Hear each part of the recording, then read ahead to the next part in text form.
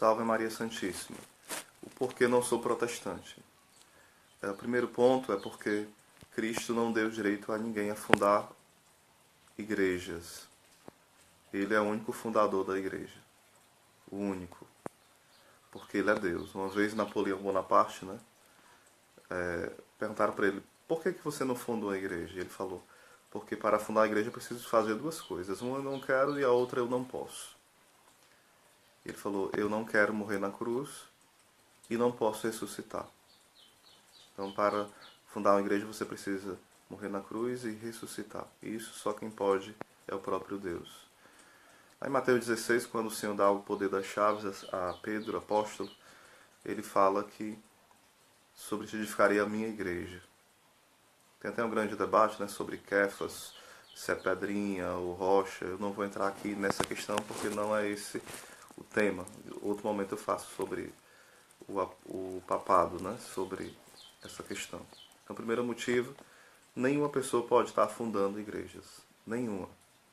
Uma coisa, alguém pode citar mais, lá tem as 7 igrejas do Apocalipse, mas aquelas igrejas estavam unidas à única igreja.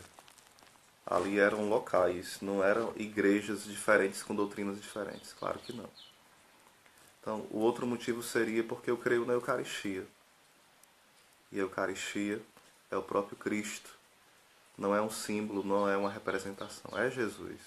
Como fala muito claro em 1 Coríntios 11, muito claro nos evangelhos onde vai narrando a ceia, muito claro também lá em João capítulo 6, se você ler todinho, vai entender todo o contexto do mistério da Eucaristia.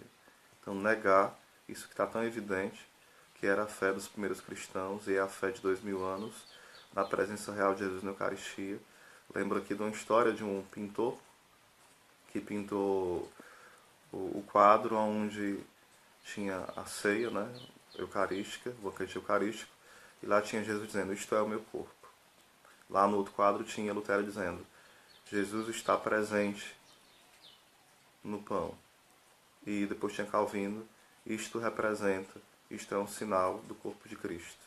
Aí o autor pergunta, em qual dos três você acredita? Em Lutero, em Calvino ou em Jesus Cristo? E eu respondo, eu acredito em Jesus Cristo. Então, seria o segundo motivo. O terceiro motivo, nós temos uma mãe. E essa mãe foi dada pelo próprio Cristo. Lá em João 19, versículo 25. A mulher profetizada lá de Gênesis 3,15. Essa mulher representa a igreja, sim, mas representa também a Virgem Maria. Então, porque eu tenho uma mãe, Jesus quis nos dar essa mãe lá aos pés da cruz, por isso eu não posso negar. Seria uma insanidade.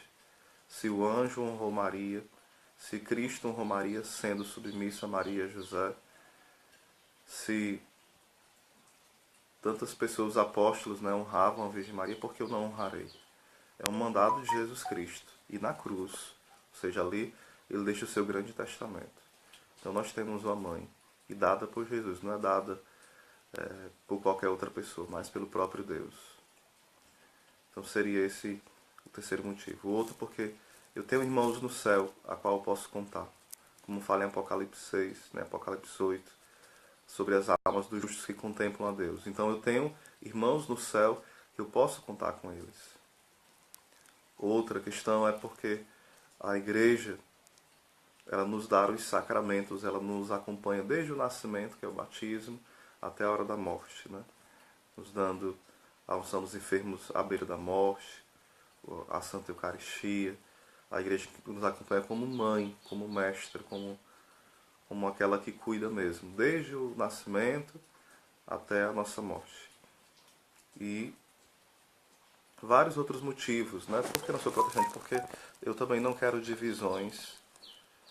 Imagina que você hoje é de uma igreja protestante, amanhã tem uma briga ou discorda de um texto bíblico, aí vai para outra, depois para outra, depois para outra, e você vai me dizer que isso é unidade, isso é vontade de Deus. Você vai me dizer que não tem problema nenhum, porque o Senhor não deixou a igreja. Deixar não deixou não, mas ele fundou. Ele não deixou essa baderna, Você pode dizer, não, mas cada um tem um pouquinho da verdade. Jesus Cristo não tem um pouquinho da verdade. João 14,6, eu sou o caminho, a verdade e a vida. Ninguém vê o Pai senão por mim. Ou seja, ele é a verdade, o caminho, a vida. Eu não posso dizer que cada um tem um pouquinho e cada um tem erro. Isso é loucura. Quando Jesus ele deixa a igreja, a doutrina está toda certa. Toda. Uma coisa é os filhos da igreja, que têm erros, têm pecados, têm fraquezas, e a igreja nunca escondeu isso. Outra coisa é a doutrina. A doutrina não pode se contradizer, de forma alguma. E o que nós vemos nas igrejas protestantes é uma contradição. Umas creem em dom de línguas, outras não creem. Nos dons carismáticos, de cura, de milagre, e outras não creem. Uma crê que pode batizar quando é criança, outra diz que só quando é adulto.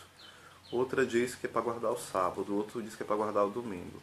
Uma diz que pode usar saia, outra diz que não pode usar, que pode usar calça. Outro diz que pode usar maquiagem, brinco e tal, e outros dizem que não podem usar. Uns acreditam no milenarismo dos 1000 anos do reinado de Cristo, outros dizem que não acreditam. E por aí vai as contradições. Você acha que Deus vai estar se contradizendo desse jeito? E muitas vezes uma excomungando a outra e blasfemando. Você vê muitas vezes o Valdemiro Santiago e o de Macedo, né, falando que a igreja do outro é a igreja do cão, né? Eles dizendo um contra o outro e falando mal. A Record muitas vezes faz, dentro do próprio jornalismo, matérias falando mal das igrejas pentecostais. Então, essas contradições, uns acreditam na predestinação, outros dizem que não existe predestinação. Umas aceitam imagens, as igrejas luteranas aceitam imagens, né? As demais aqui no Brasil e outras querem quebrar as imagens e odeiam as imagens. Então, você acha que isso tem coerência? Eu não estou pregando aqui um ódio contra os protestantes, não, porque eu tenho familiares protestantes. Meu pai é protestante, tem vários tios, tias, primos, né? Tem até primos que são fundadores de algumas denominações e os respeito, né?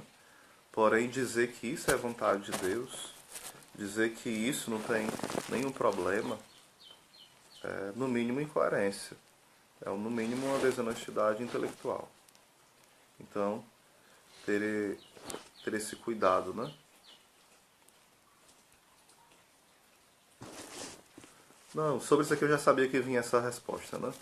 A questão é, falando de doutrina, a questão de ter uma opinião teológica é uma coisa, doutrina é outra.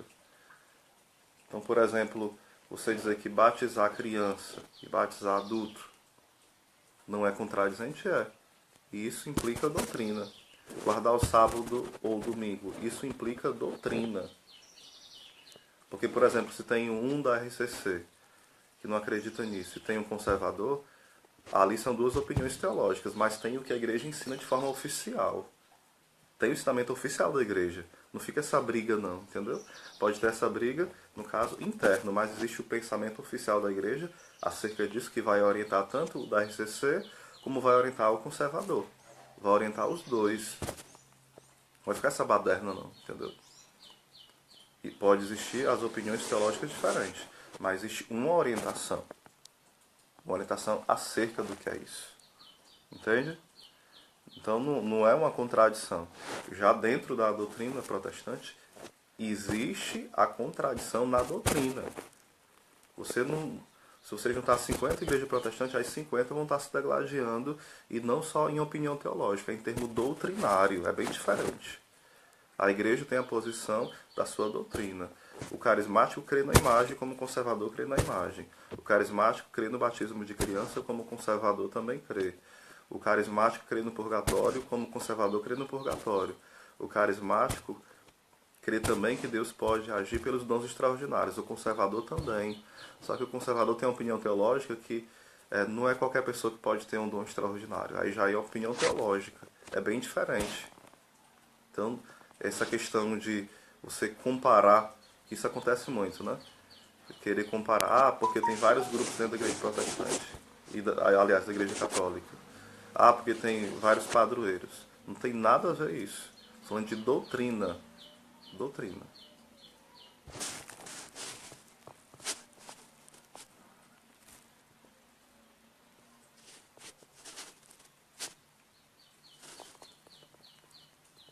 pior que é uma leva de pessoas que orientam por teorias diferentes a mesma coisa. Isso não é unidade. É subjetividade. Sim, isso é subjetivo, seja em qualquer canto que for. Porém, existe um ensinamento oficial. Aí quem fugir é o problema da pessoa. Porque, por exemplo, se você pegar... A igreja tem documentos oficiais. Então você segue o que está ali, ó. Esse é o documento oficial. Está aqui o catecismo. Está aqui o Código de Direito Canônico. Ali está o oficial. Então não é subjetivo, ali é objetivo. Existem as normas, existem as leis. Existe a doutrina ali escrita.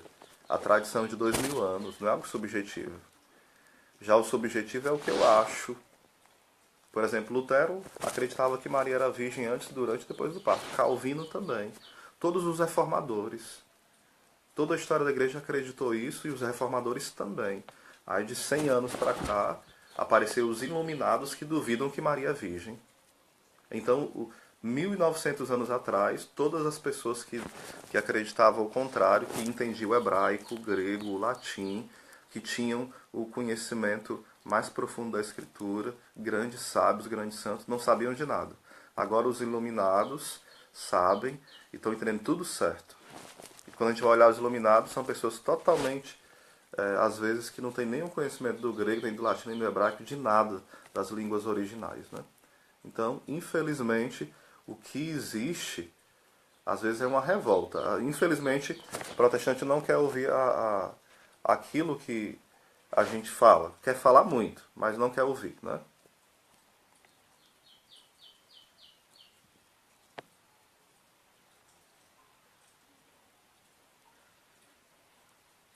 Não, a questão de perder o céu ou não, isso aí é outro assunto, né?